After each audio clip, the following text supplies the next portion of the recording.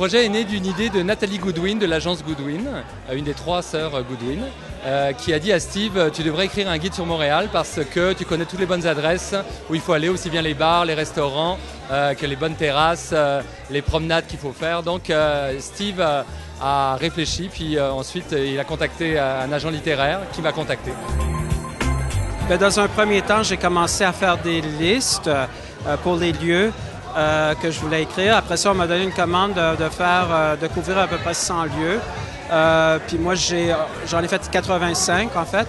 Et j'ai divisé ça en chapitres.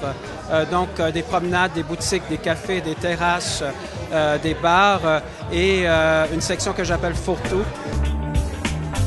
Alors on voulait un guide vraiment très personnel, très personnalisé, qui ressemble beaucoup à son auteur. Steve étant une personne qui a beaucoup d'humour, ça se voit dans les pièces de théâtre ou les films qu'il a scénarisés. J'ai dit c'est cool, mais je veux dire, je ne veux pas me voir en train de boire un verre de vin dans un bar ou prendre un café. Alors je voulais que ça soit délinquant. Et alors moi et Mathieu, le photographe, on a brainstormé un peu. Et on avait des idées, mais à chaque fois qu'on se rendait dans les lieux, nos idées ne fonctionnaient pas.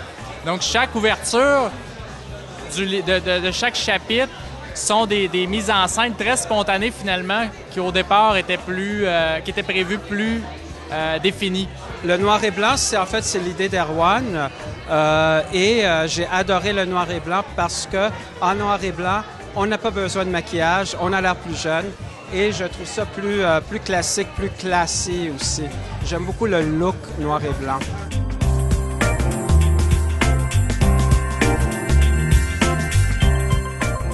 Ce qui m'a le plus surpris dans la démarche du projet, c'est de découvrir les terrasses sur les toits dans la ville de Montréal. J'en connaissais quelques-unes, mais une des plus particulières au niveau de la vue, c'est celle de l'hôtel Place d'Armes, que je connaissais pas du tout.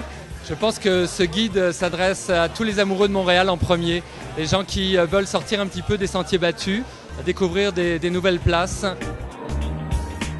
On a fait un tabac, les invités, c'est full monde, les livres se vendent. On a vendu 3 copies à Chicoutimi, c'est merveilleux.